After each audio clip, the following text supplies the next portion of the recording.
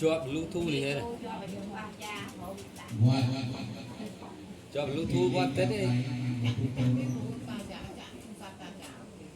ở đây con những gồm vẫn con nhìn ngoài khoai ăn vẫn cho lưu thu quan tết đấy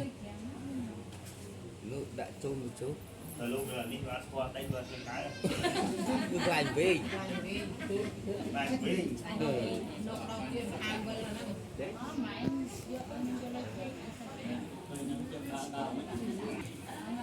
lỡ những video hấp dẫn.